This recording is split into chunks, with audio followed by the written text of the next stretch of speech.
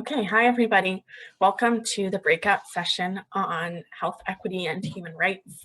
Thank you so much for being here. We're really excited to see so many people are interested in this topic, as we believe that it's a aspect of this pandemic that is crucial to focusing on right now. I'm going to give a quick overview before I introduce our speaker, Dr. Seyoun Falade-Wulia from Johns Hopkins School of Medicine. So I'll do that right now. So as many of us know, the COVID-19 pandemic has exacerbated existing inequities and human rights violations all around the world. For example, differences in COVID-19 morbidity, mortality, testing, vaccination rates, and more point to the importance of centering the most vulnerable and marginalized groups in order to ensure an equitable pandemic response that will promote human rights for all. In this breakout session, Dr. Seyoun Falade-Wulia from the School of Medicine at Johns Hopkins will review some of the health inequities in COVID-19 and discuss the role of public health and social measures data collection in promoting health equity and human rights. After Dr. Falade-Wulia's talk, there will be a Q&A session. Following the lecture, we will review different trackers' efforts to collect public health and social measures data on human rights and/or health equity related information. We will discuss new ideas for improving health equity related data collection, and attendees will have the opportunity to present any projects related to human rights and/or health equity if they have some. Finally, we will discuss how public health and social measures data can be used to provide more information for a more equitable response to this pandemic, and we will discuss the prospects with stakeholders and funders. So with that, I'm pleased to introduce Dr. Seyoun Falade-Wulia, who has so graciously agreed to give us our introductory presentation for this breakout session. Thank you.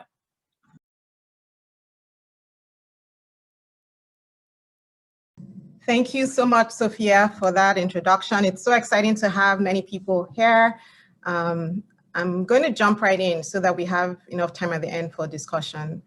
And so the next 15 minutes, I'm going to talk a little bit about what we currently know about inequities and human rights violations during the COVID-19 pandemic and the role of public health and social measures in promoting equity.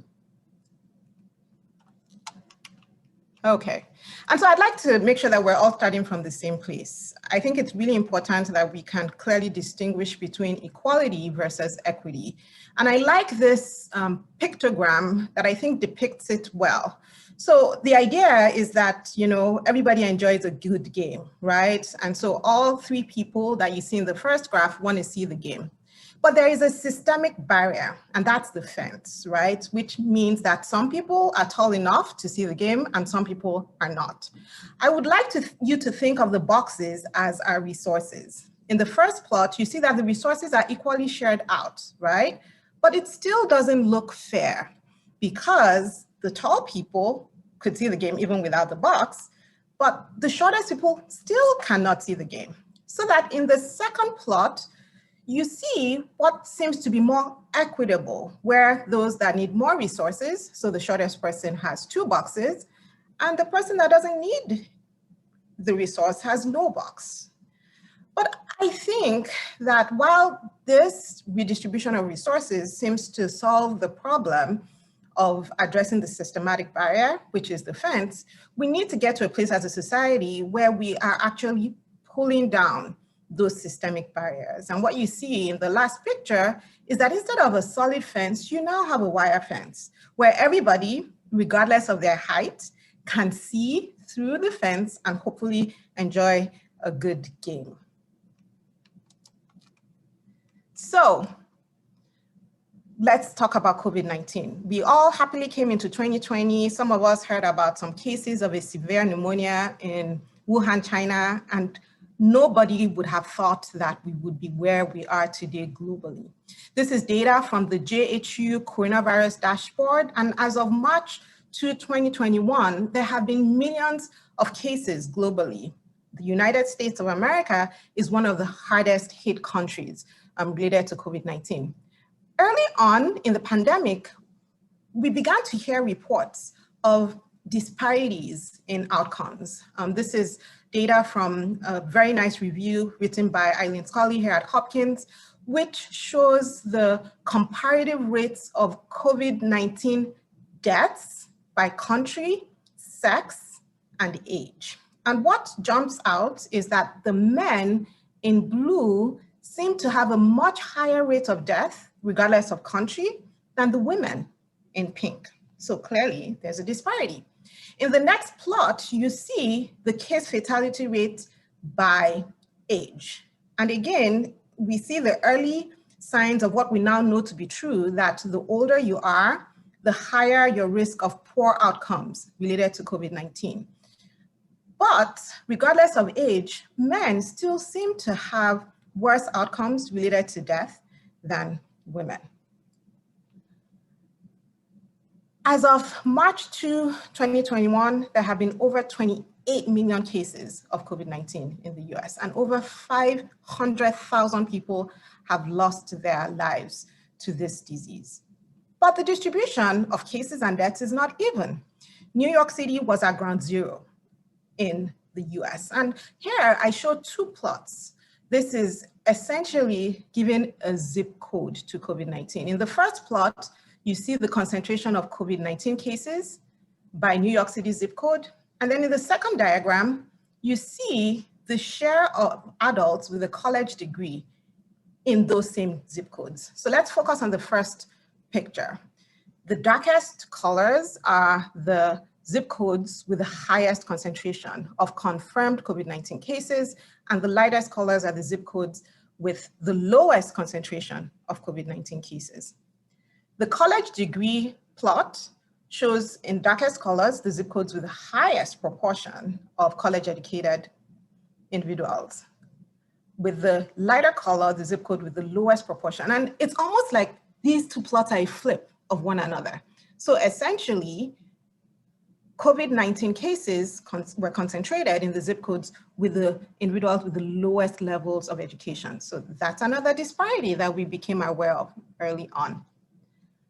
Additional data showed that not only did college education impact the risk of COVID-19 by zip code, so also did race. In this plot, you see on the x-axis, cases of COVID-19 per 100,000.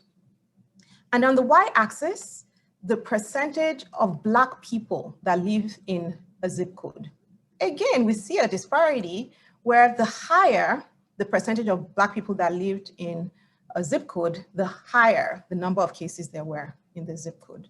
This is all old news, and we now have data from the CDC showing that we have significant disparities related to number of cases, hospitalization, and death. This data from the CDC shows the relative ratio of different COVID-19 outcomes by ethnic groups. In the first plot, you see that American Indians and Alaska Natives have 1.8 times the number of cases, 4 times the number of hospitalizations, 2.6 times the number of deaths.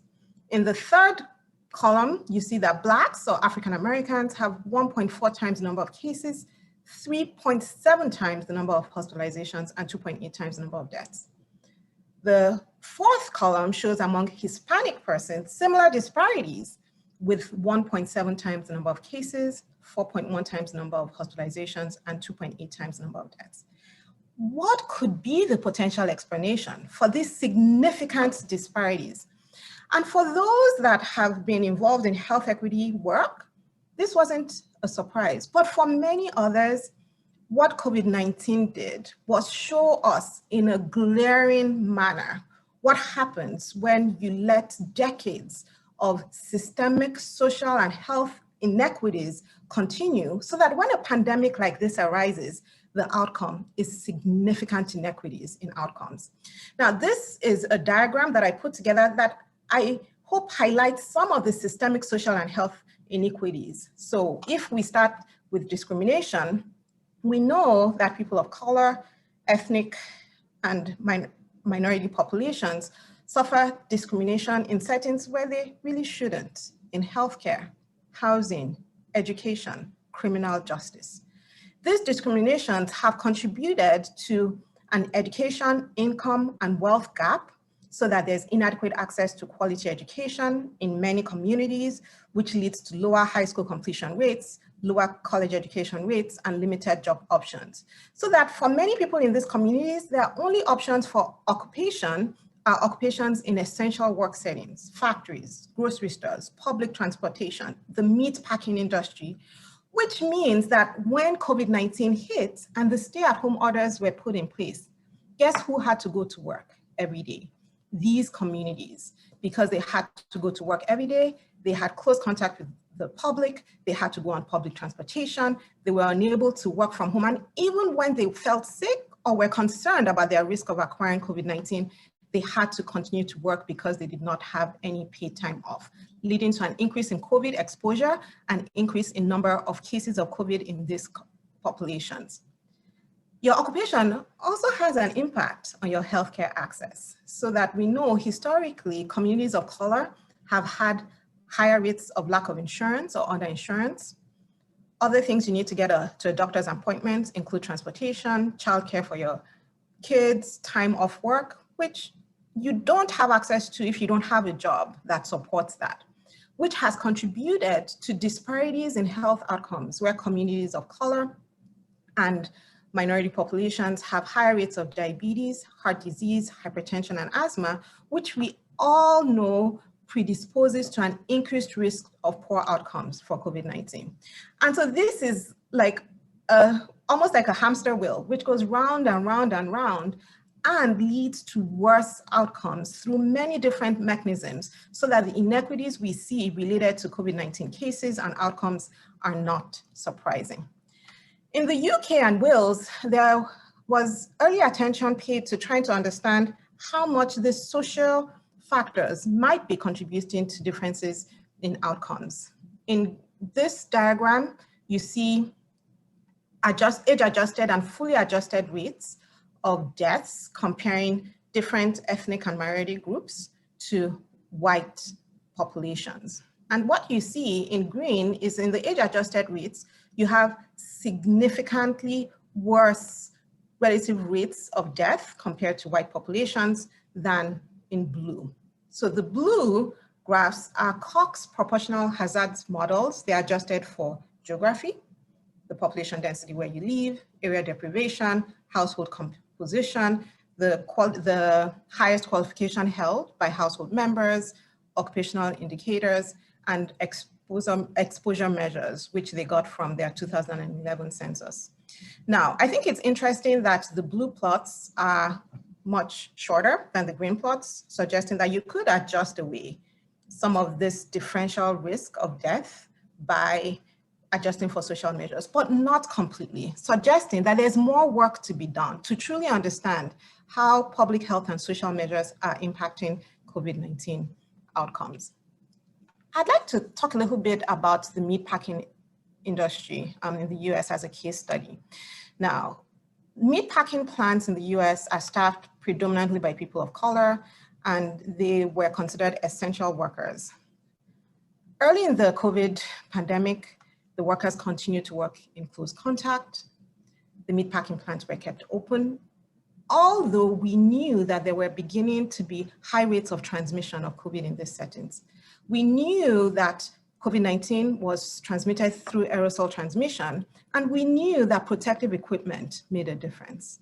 But these individuals had limited access to personal protective equipment, limited access to COVID testing, limited time off work, and so continued to work. Now, if we look at this from the lens of equity, one might say that because of what we knew, rather than having less resources for these groups, what we needed was more resources.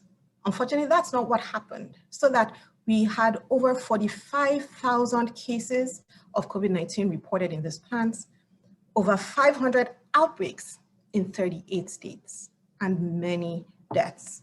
Many of these people that died were the people that take care of the families, so that downstream, we're expecting even more inequities from this lack of action. the natural flow is always going to be towards health inequity. And so it's critical that we're collecting data so that we're able to quickly pick up inequities and act on them. Because of our inability to do this early on in the epidemic, up till now, the CDC has incomplete COVID-19 data disaggregation by race and ethnicity. This should not be the case. We should be thinking ahead as to how what we already know about systemic barriers and social inequities will impact COVID-19 vaccine distribution. This is data from the KFF organization. You see the share of COVID-19 vaccinations in green, cases in blue, deaths in orange, and percent of the total population in blue for Blacks in the first plot and Hispanics in the second plot. And what should strike you is that the green plots are much shorter than all the other plots, suggesting that there are already signs of inequities in vaccine distribution. And so what can we do? And this is where I think PHSM data has great potential. We need to carefully consider socio-demographic factors that may predispose to inequity: sex, race, measures of socioeconomic status, income, occupation, your educational level, neighborhood residence. We need to collect this data systematically so that we can understand the roots of inequity. And in addition to thinking about individual level factors, we also do need to be able to examine these factors at the level of the community, policy, healthcare system, and society level determinants. We also need to remember that context matters, right? So that the influence of state and local mitigation policies may actually perpetuate inequities. So that we need to collect data to be able to understand that quickly and address these issues. We need data to support tracking, our response in real time, and also our ability to understand whether our response is actually having the intended effect in mitigating the influence of racism, other types of discrimination, and social determinants of health on the health outcomes of populations. I'm going to stop now. I'd like to say a quick thank you to Kathleen Page, one of my mentors, who also shared some slides with me, and also acknowledge the Hopkins Center for Health Equity. Thank you very much. Thank you so much, Dr. Falade. That was a really wonderful presentation, and I'm sure people will have some questions. Okay, great. So I will go to Sabrina first, and then after that, it looks like Ezgi also has her hand raised. Oh, sorry, I was clapping, not raising my hand. Of course. If anyone has a question, please raise your hand or feel free to unmute yourself.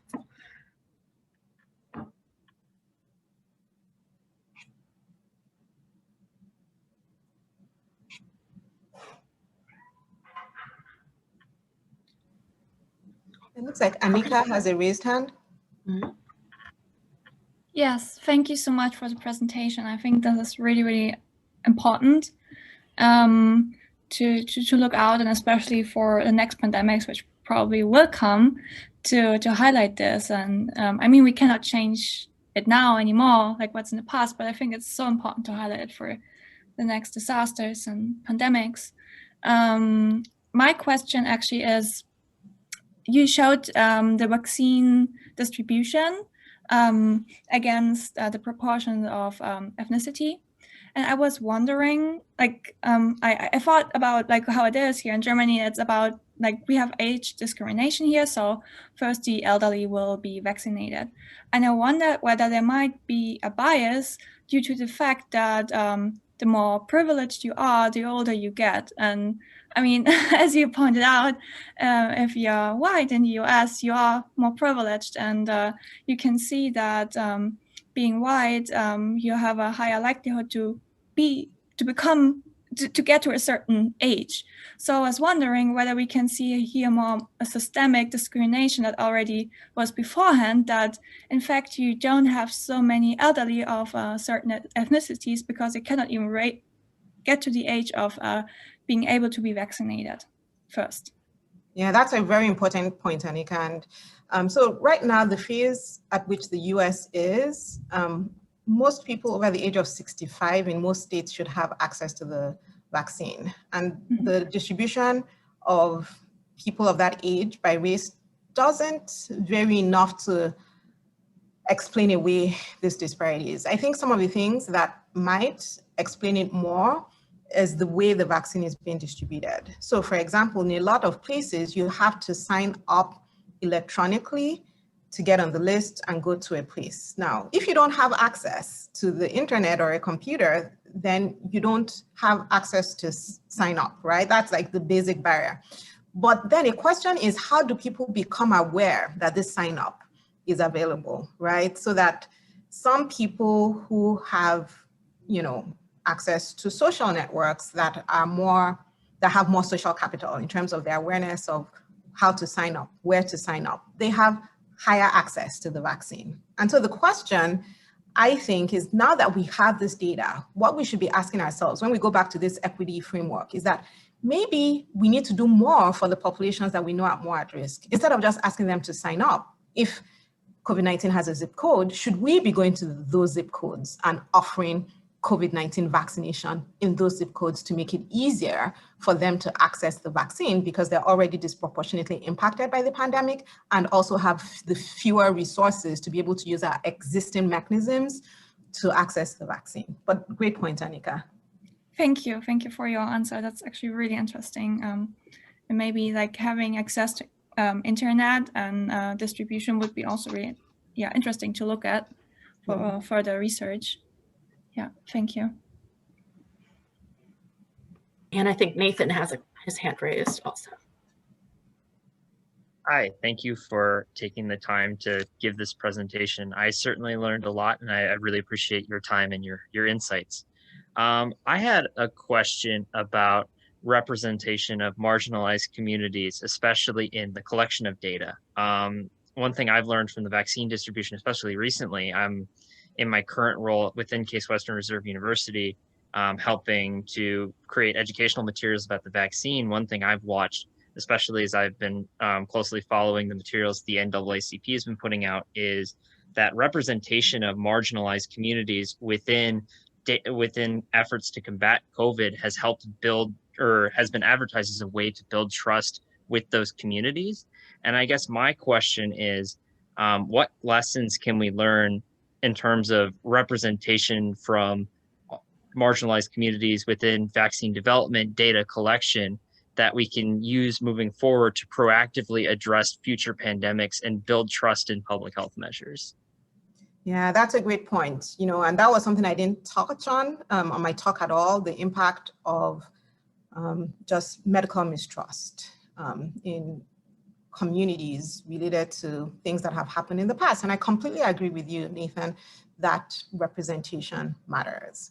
Like one of the big issues in the US related to medical mistrust is that in the year 1910, the only medical school that Black people could attend was closed, right? So that you have fewer Black doctors because the population already is mistrustful of the health system. They go to the health system and they don't see doctors that look like themselves, right?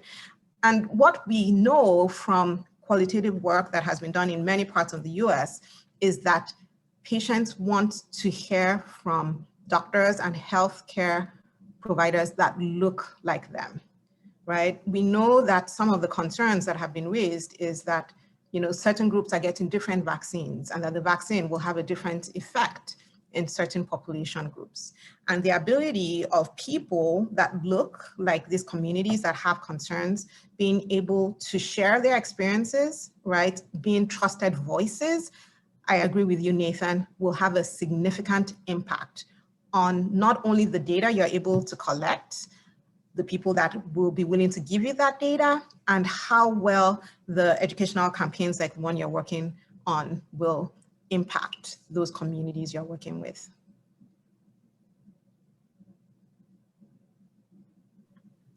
If Nathan's done, it looks like Vanja has a hand raised. Yeah, thank you. Thank you for your wonderful presentation. I really enjoyed it, and I think the follow-up questions kind of complete a little bit this topic.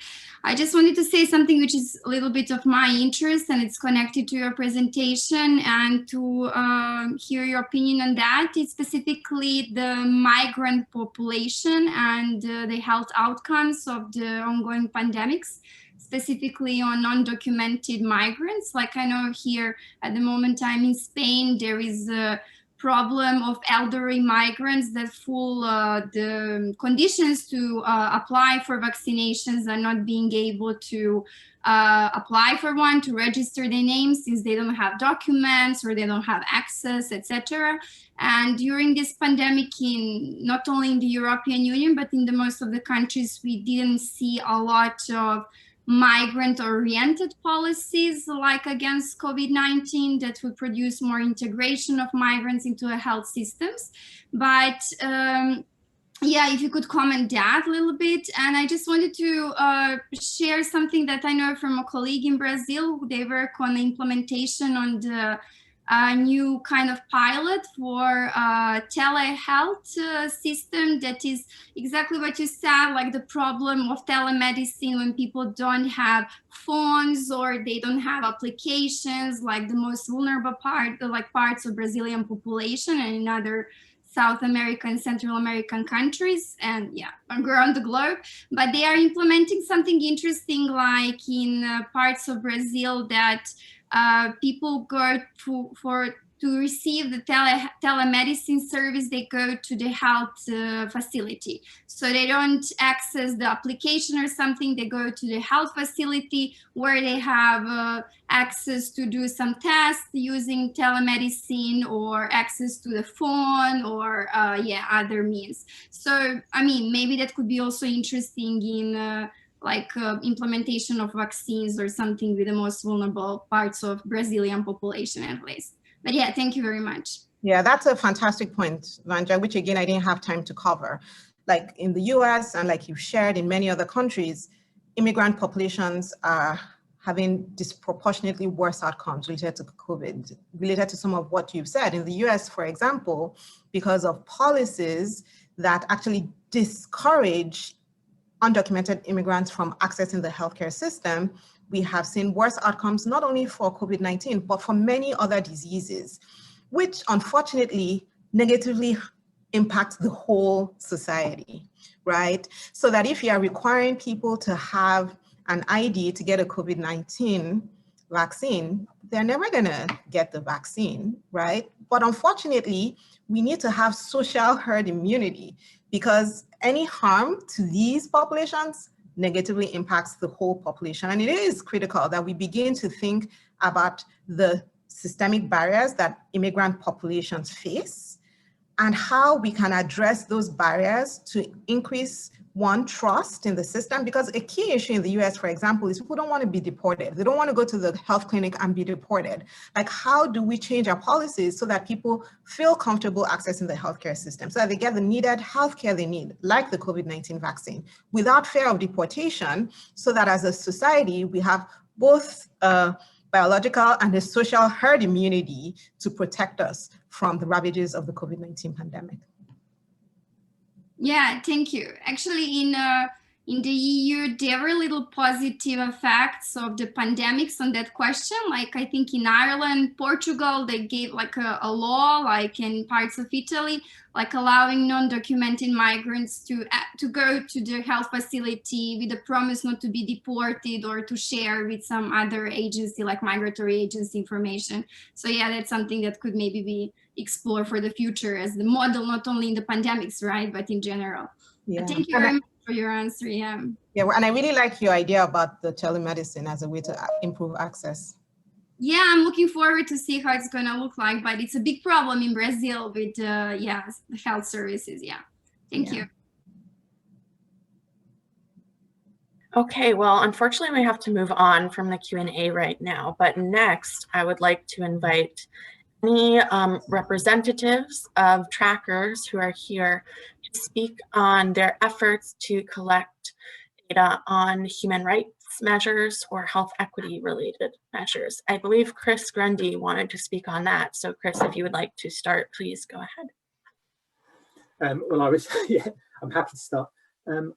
One of the things that we found when we're looking through the data, and one of the things we know is that very sadly, two things are happening with measures, that there are sadly many countries which are actually using public health measures to carry out things that we would constitute as human rights violations, whether it's detaining people, whether it's restricting movements, whether it's using it to force people out of the country, force people out of areas. And I think this is going to be it's a really difficult area to collect because of the fact that a lot of our data comes from government sources or from what the press are reporting, and this is, you know, the hardest thing to, you know, they're obviously not going to report that this is how they're using this particular measure.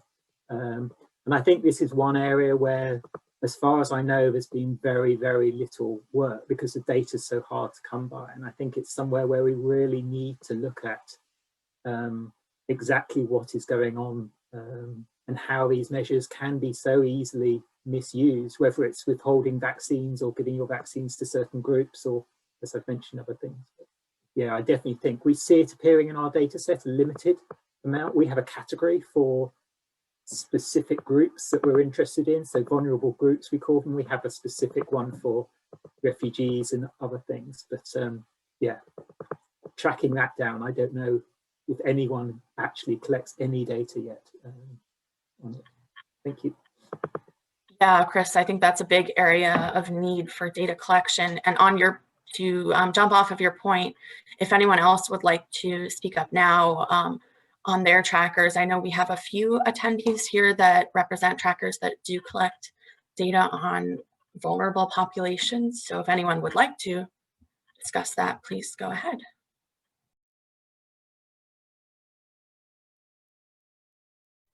Yeah, well, I can say in the name of CoronaNet, and it's quite similar what Chris said. We have a target population for refugee, asylum seekers, and migrants, like like working migrants.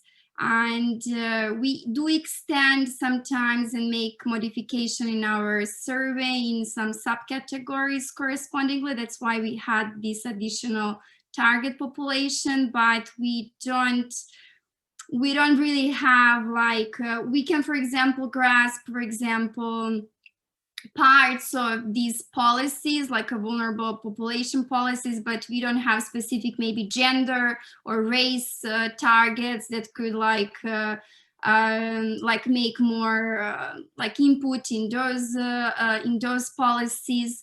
But yeah, at least for these ones, quite similar, I think all the trackers have, and would not be enough, but maybe for some further research, some stuff could be found in the data as well, yeah.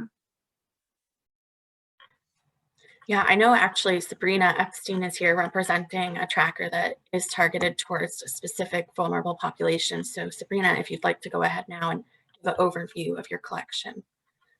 Yes, is it okay if I share a couple slides about it?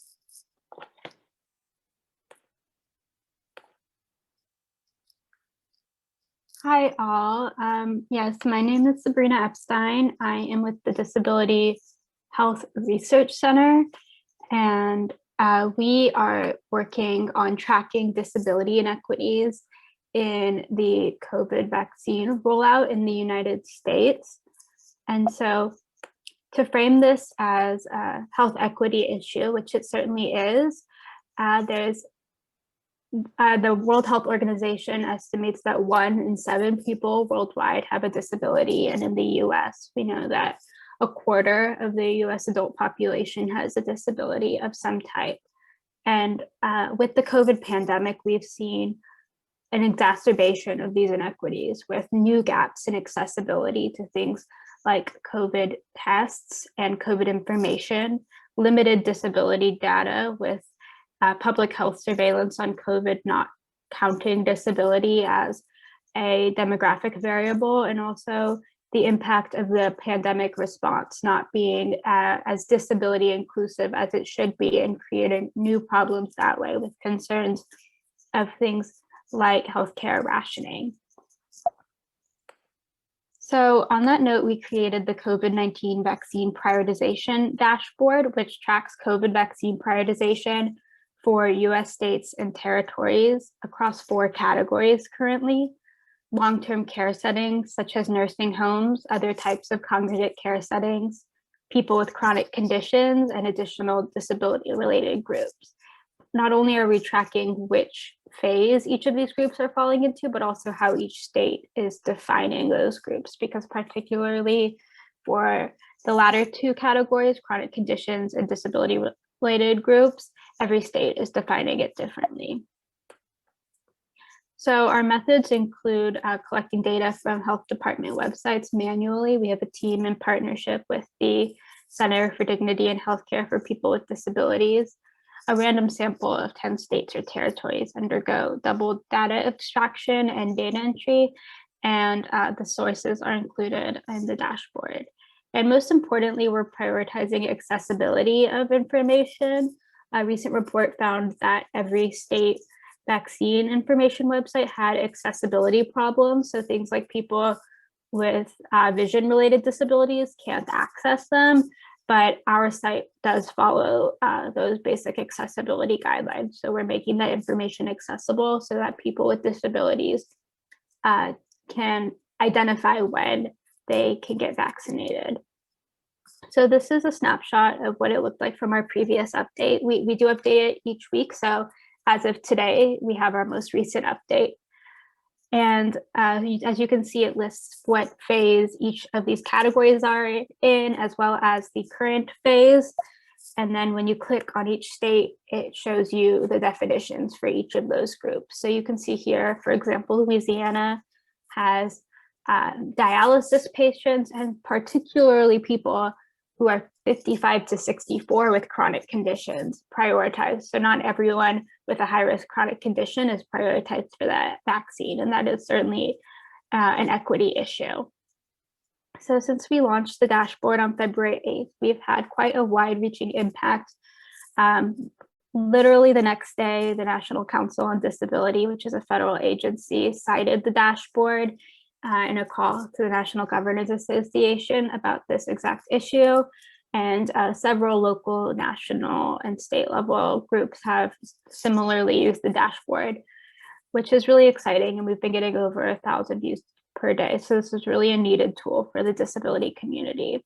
And I just wanted to emphasize that this is a really rapidly evolving issue with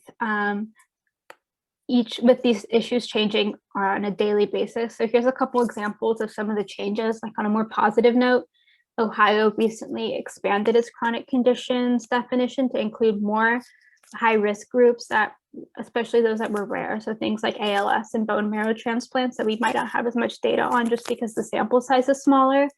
And Illinois recently also expanded its prioritization to include more people with disabilities. But on the other hand, states like Connecticut and Nebraska have moved to a purely age-based prioritization model since we've in the past month since we've started this project. And so they're no longer prioritizing high-risk chronic conditions at all.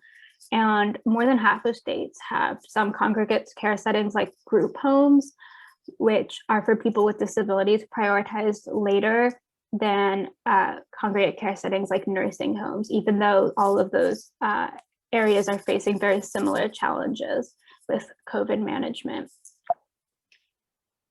So lastly, I work on this project with my mentor and the director of the Disability Health Research Center, Dr. Bonnie Lynn Sweener. And you can find the tracker at disabilityhealth.jhu.edu. And these are our Twitter handles. Thanks so much, Sabrina. Does anybody else have any comments on this or other ideas for improving health equity and human rights related data collection? Or does anyone want to discuss efforts of their own tracker?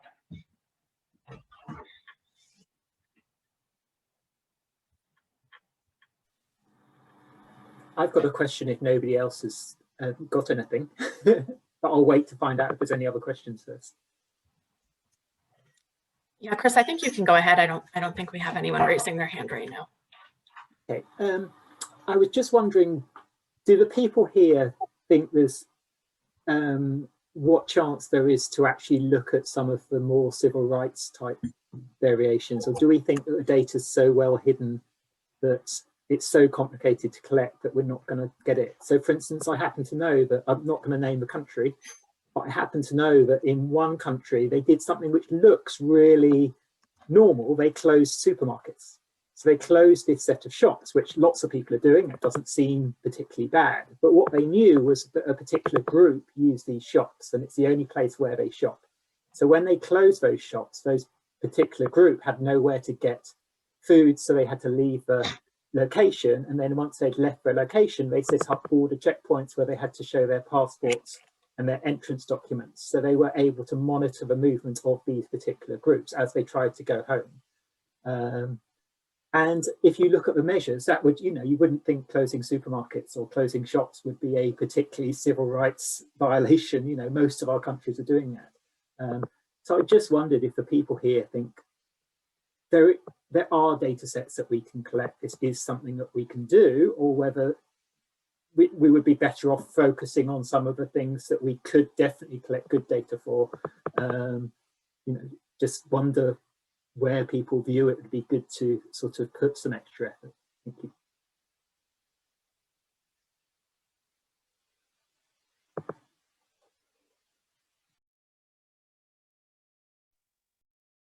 Deborah, please go ahead. Yes. Hi everyone. My name is Deborah. I work for Civicus Monitor, which is actually not tracking public health data. We work on human rights data. I don't know, I can't really answer your question, Chris, I think whether it's worth it or not, because I think as we don't work on public health, I just don't know how much effort you'd have to put into it. But from our perspective, as the Civicus Monitor, we are a platform dedicated to tracking trends and developments related to civil and political rights, very specifically freedom of expression, association, and peaceful assembly. So we've struggled a little bit with disaggregating the data from what is our usual. We have already 4 or 5 years of data, but we're working on that now. I think some of the things that you mentioned are very prominent. So obviously we can't collect most of the data we can't collect from governments directly. So things like what you mentioned, but also governments that are using the pandemic as a justification for using, for instance, excessive force against protesters or that kind of thing, where really it's not justifiable by human rights standards. And so we're working on that kind of thing now. I can tell you that there are many human rights organizations doing separate trackings. I think it depends on what kind of thing you're interested in. So ICNL, for instance, tracks restrictive laws in particular. We track a variety of things that go from surveillance to censorship, restrictive laws, attacks on protesters, that kind of thing. But yeah, it's a challenge, to be honest, with COVID, just because we can't really, our team in Civicus Monitor is really only 6 people, so we don't have the capacity to go through every law or every instance and really see if they are up to human rights standards, if it's not. And so it takes a monumental effort, I would say. Don't know if this answers your question at all. Yes, thanks. It's not just about public health. I think, a lot of what we're going to start seeing the shift in as vaccines take hold is the other impacts that the COVID pandemic has on other areas of life, whether it's education, whether it's other health impacts or general life. And I think that this ethics, human rights issue is probably one of the biggest ones that's currently sort of sneaking on, well, I don't have time to read the literature, but I don't see as much talk about it as I would like. Thank you.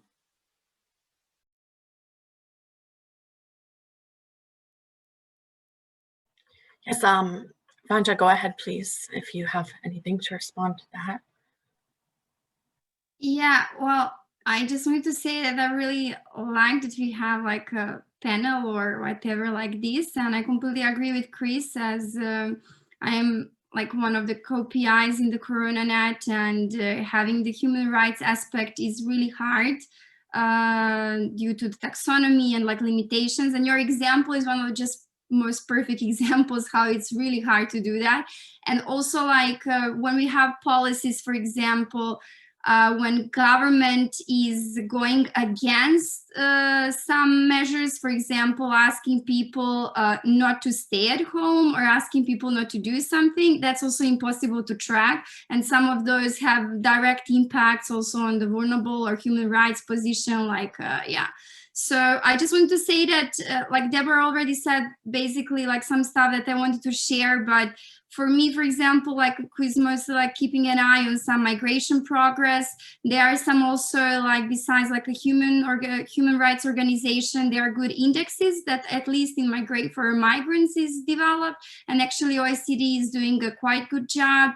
And when it comes to that, it's basically just like reports and more like a qualitative researches that we end up like seeing most, but definitely something challenging, but maybe something possible to implement through when cleaning and validating data to make some maybe new, try to take out these policies and organize them a little differently to have more this human rights aspect. But I really like this, that you raised this point. I think it's really, really relevant and we need to talk more about that.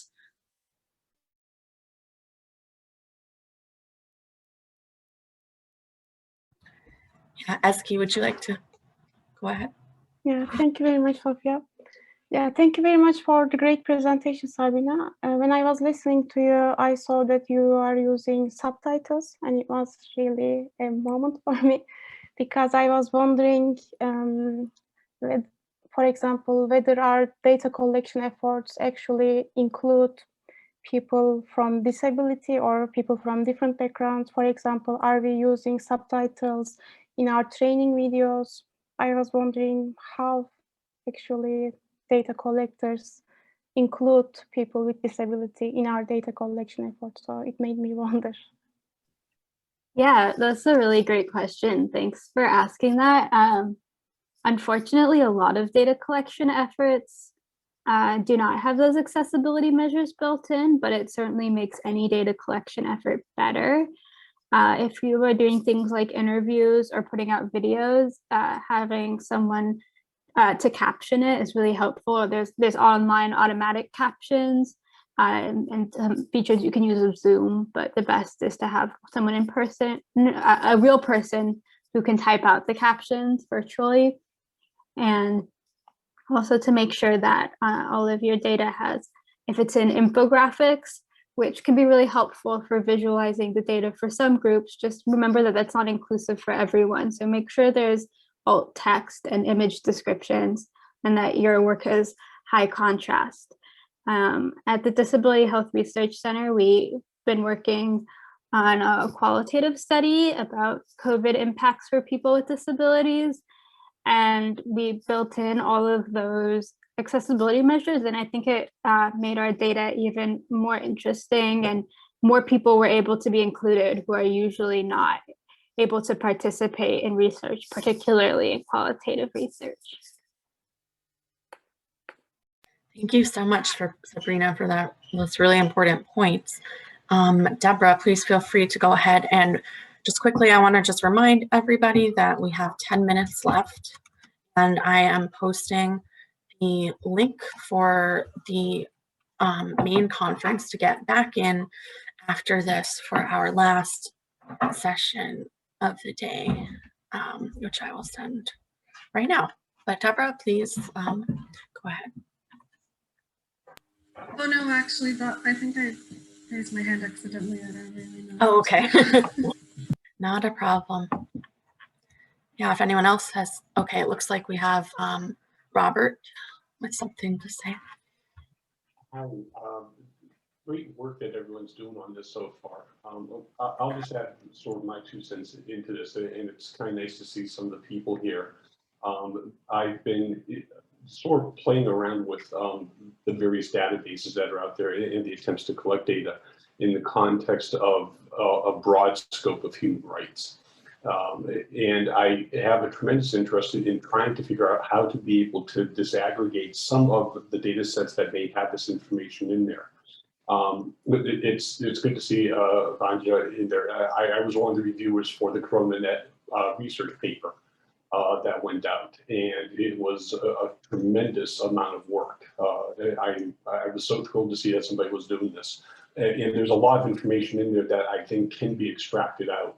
And so part of my interest right now is trying to think about what it is that a human rights measure or series of measures would cover, and where it is that we can not necessarily have to go out and find new information and be able to draw upon information that we already have collected, so that we can get something quick out there. But also too, so that we don't end up replicating a lot of energy and effort and resources. And so that there are techniques that could be useful to do this. And I think the databases that are out there may be one place to start with this. So for those who are interested in this, I have a real interest in sort of building up the database to do this. I am skeptical of the hypothesis that all of a sudden that dictators and authoritarians saw an epidemic and decided to go ahead and start violating human rights. I think authoritarians have a trajectory. And if they're violating human rights, they've been doing it for a while and they're going down that pathway. This is an intermediate opportunity for them to either make it worse or to push aspects of their agenda. But I think that's an important part of this. And it's an important part of the story that's out there. So I would like, if people are moving in this direction, to certainly have a longer and extended conversation about what it is that we're trying to get out of these data sets, and then figure out how it is that we fill in the missing gaps in those data sets. Yeah, really interesting points raised, Robert. And I just want to let everybody know that if you are a researcher or representative of a tracker with an interest in discussing these issues further outside of the conference, you can email this email that I'm about to send out right now to be added to our Slack channel, where there's more opportunity for discussion and collaboration. But in the meantime, if anyone else has anything to add on this, please go ahead. Then I just start, if I may. I actually want to add to Chris Grundy's comment that with the example he gave of the supermarkets, I think it shows well, on the one side, the limitations of our trackers, as well as the importance of the human work behind it, because of course, especially the big trackers in some sort, they work with machine learning and so on, and we make the data quantitatively usable. But the importance of the tracker is to also just collect the facts neutrally, and also facts that, especially if they're controversial, often are deleted. So sometimes we archive a policy and you will see that a couple of weeks later, it's deleted, like the official source or Twitter comment is deleted because it was controversial. And we make sure it's not forgotten, it's still there. And afterwards, the human factor comes in, and especially the researchers come in, because we might have archived that those kind of supermarkets are closed, but you need to be a researcher and expert to know that this kind of act is maybe a human rights violation or discrimination against certain minorities. And here the trackers go in hand with the research, academia, and so on, that then use our data to translate it into human rights, highlighting human rights violations or discrimination. So on the one side, of course, it's a shortage of the trackers, but on the other side, I think it's a pride side that we, the researchers, see that this is our job, our duty, to then really make it visible what the data is indirectly telling us.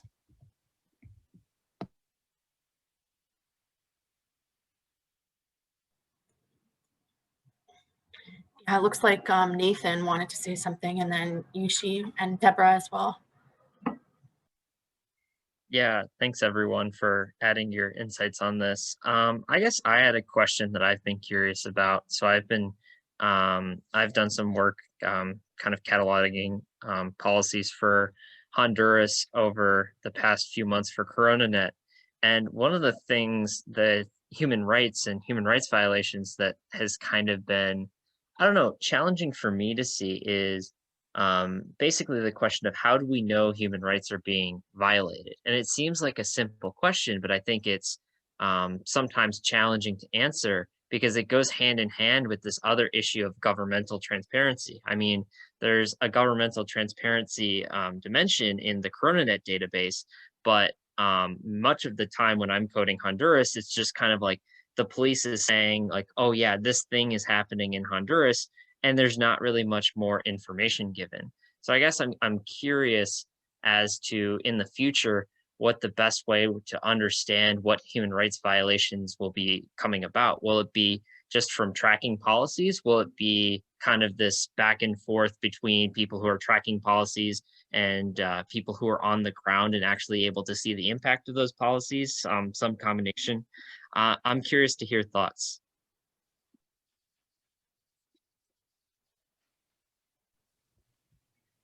Yeah, thanks, guys. And I just want to not really answer Nathan's question, but sort of talk to Chris and previous comments on this tracking supermarket and human rights violation. I had a bit of concern about almost like we're tracking proxies. So currently the policies we're tracking are quite straightforward, but obviously this is also a problem of, you know, government to not declare the policies that specifically and explicitly has a dimension to discriminate or, you know, like violate human rights. But still, I feel like if you are tracking proxies, then it's open up for interpretation, right?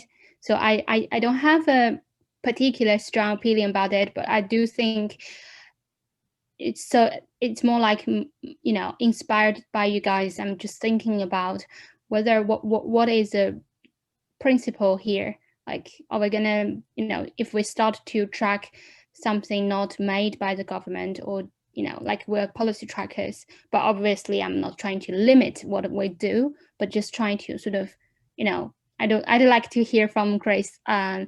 Are we, you know, like, how are we going to deal with that? Thanks.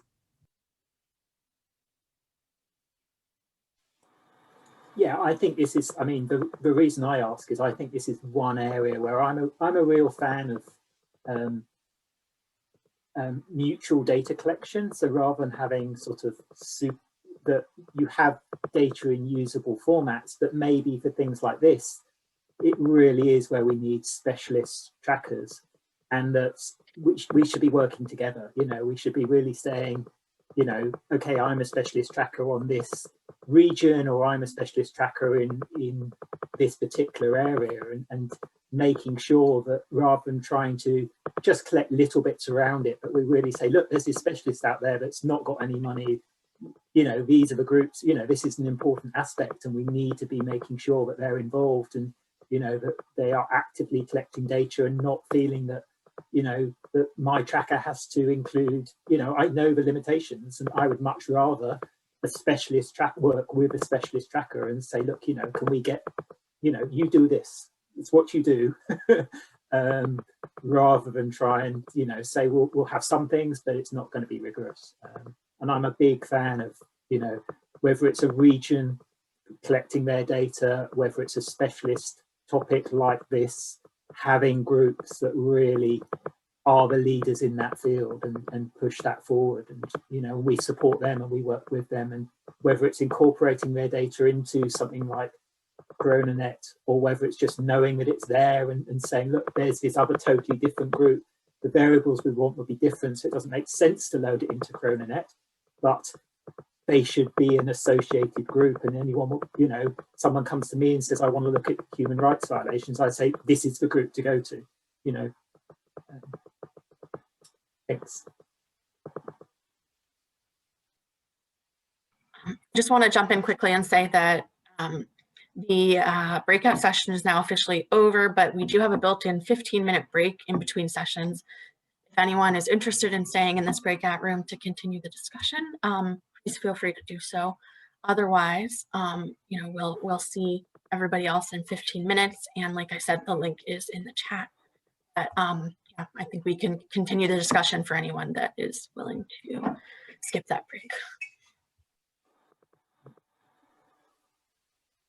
Do we have a coffee and a tea here? Yeah.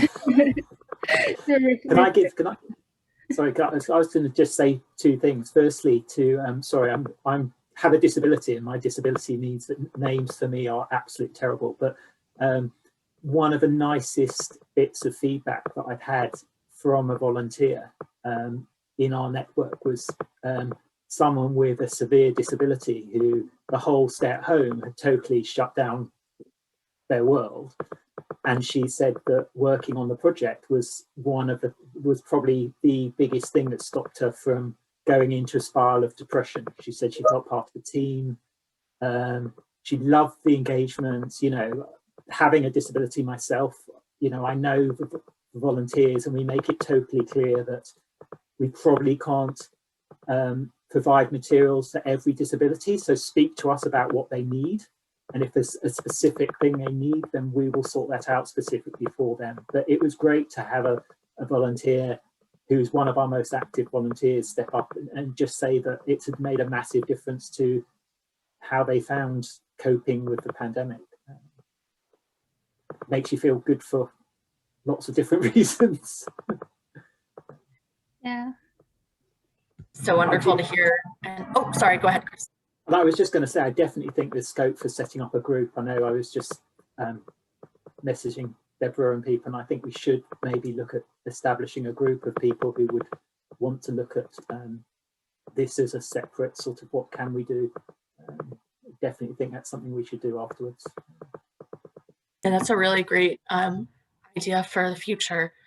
I would encourage anyone who's interested, like I said, to join the Slack channel, you know, where we can more easily communicate about that. But I do agree, and that's why we wanted to have the separate breakout session on this issue of human rights and health equity specifically, because we don't think it's just like a niche interest. We think it's an imperative for collecting data, even though we're collecting data on policies, which can be, as we've discussed, it can be difficult to attach to any human rights violations or health inequities. At the same time, I think the use of policies in research is one of the main data points that we have right now, aside from demographic information on testing and you know, location and things like that. And in terms of the effectiveness of the response, like we are providing the necessary data that's vital to evaluating that. You know, people need to consider the impact of public health policies.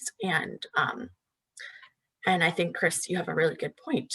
You know, we should make this a larger effort and not just a side interest. You know, social justice and human rights should be at the center of our minds as we collect data on these interventions.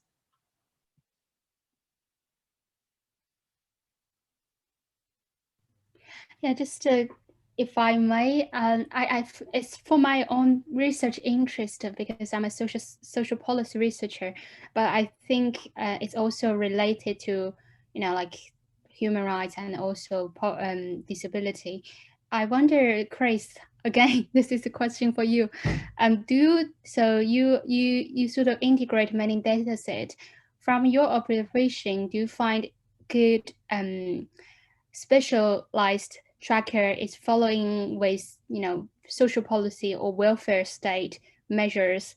Because for me, it's so interesting that, you know, like UK is like a, you know, prototypical liberal welfare state, right? And it's having this massive furlough scheme, and it's having furlough scheme extended again.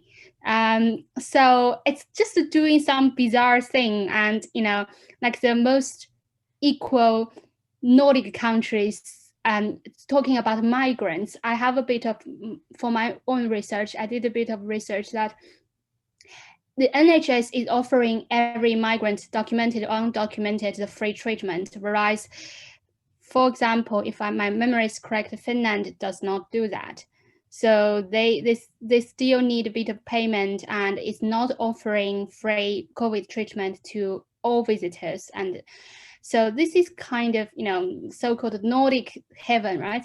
So it looks like, so for my own research interests, I just want to track how welfare state behave differently because of the shock of the COVID, and whether this is gonna be a, sort of critical juncture for them to take another path. Yeah, so not totally relevant to our session, but yeah, just for the purpose of chatting. Yeah, I mean, I think one of the issues for us is that we were set up as very much a public health interest policies.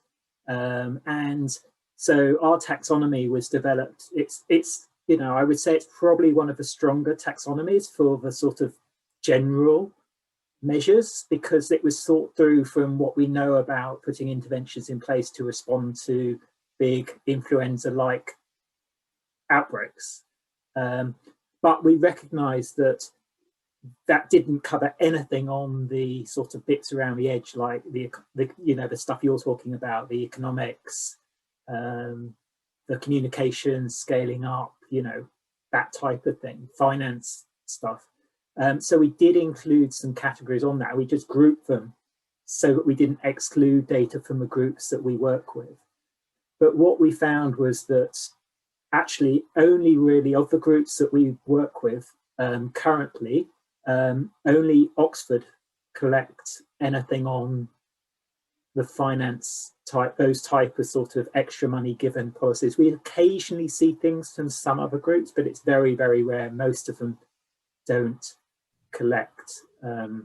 Yeah, it's very difficult for us. I mean, if I may, it's lonely and it's difficult. I mean, finance, like econ, we initially planned for this conference to have an econ dimension, but it's just so difficult. For example, taking our taxonomy as an example, we collect information on the financial subsidies to individuals or household with a sort of tag of whether it's formal sector or informal sector, and whether the level of compensation is beyond 50% or below 50%. The problem is it's just so different. And the idea of formal or informal works so well for Germany, for sure, and it potentially works very well for anywhere have a formal social insurance system. But when it's go into East Asia, go into place where they do mistested, and most of the resource is not come from state, it's from the family and networks, and it's just a very fuzzy picture, and it's just a very difficult collection. Yeah, so we that's why I ask you. I really want to find some companion and discuss about the taxonomy. I guess that's part of the reason for having this conference. Just yeah. Do you know That's great. I definitely think it comes back to the point I raised earlier about the fact that I don't think the idea that you would have a taxonomy that can cope with everything, or a data set that can cope with everything, is stupid. And we should just we would all be better off if we just said it is not a bad thing to have a specialist other data sets which collect specific things, and that what we maybe should be doing is trying to say to groups, instead of having 6 very large groups who are all collecting very similar stuff, maybe we have 3 that collect it and say to the other 3, look, have you thought of maybe focusing on this, which was a real gap in our data last time? And maybe that is where the future of sort of funding lies, that we're not funding lots of identical things, that we're actually encouraging groups to say, look, there's a big gap. And I know we tried it when we got everyone together in sort of March last year to sort of try and say to people, could you maybe not focus on country level? We've got 5 groups doing country level, nobody's collecting this, maybe you could do it, to focus on sub-national level and choose the ones where they're very state driven or something like that. And I think that's probably one of the things that we need to do going forward. And sensible groups, it's a gap. If I was a group looking at where I wanted funding for future, this is going to be quite you know, a busy market, so to speak, you know, but there isn't really. I do think there's a gap in that particular section. So, you know, maybe it's a good opportunity for someone to say, look, you know, this is somewhere, you know, that we need to be doing, and to show why, as you say, I think to show why.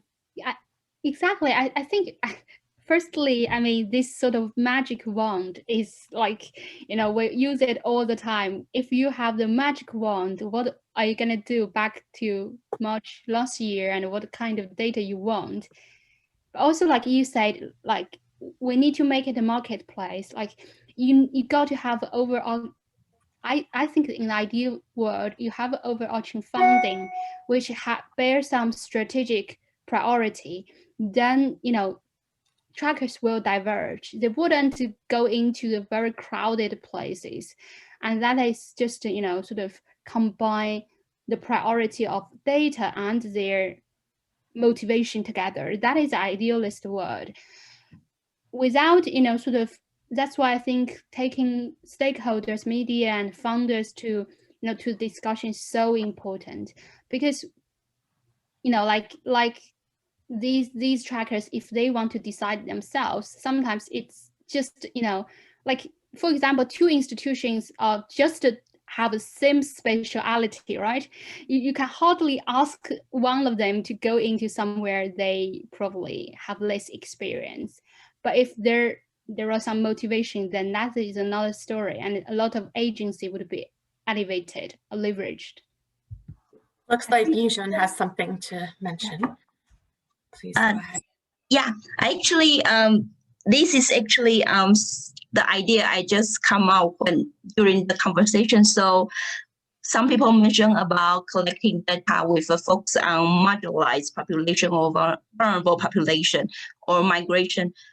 This is actually an important missing aspect of data collection, especially in terms of mitigation for pandemic.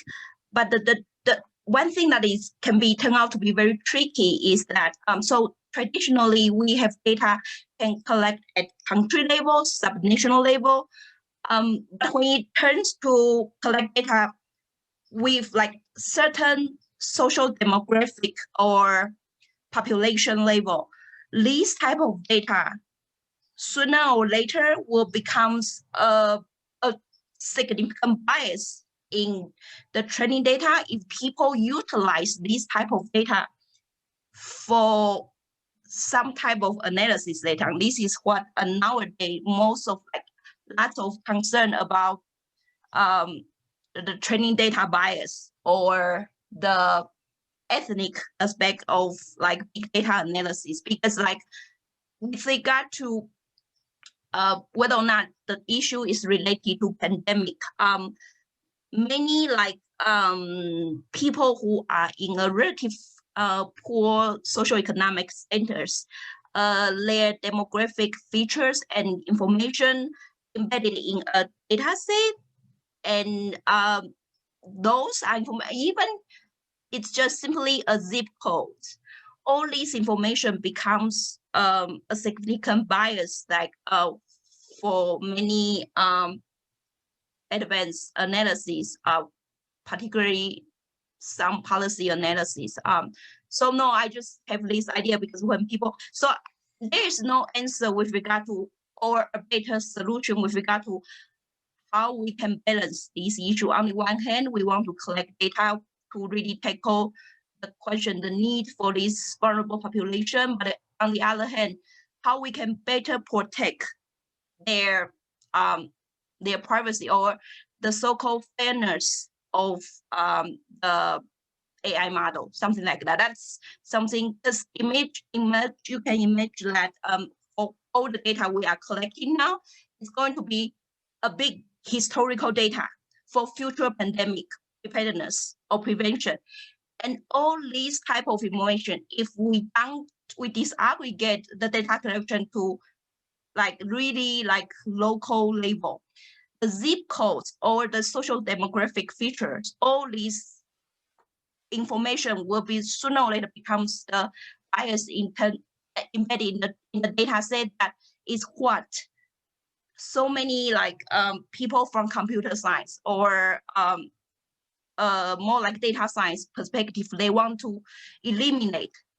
Like how there's no way, because you have lots of historical big data like for this type of information, and then it becomes a bias.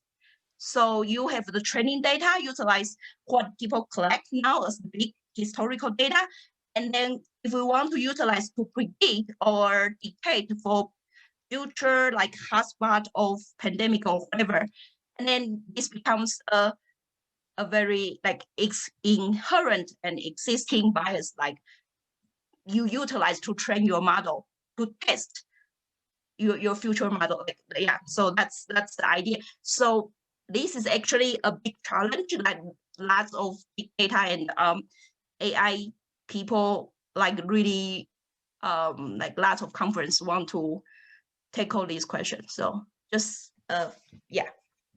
Yeah, thanks so much for that point. Unfortunately, we are 2 minutes over, so we have to go back to the main room now. The link is in the chat. Thank you so much to everyone for participating.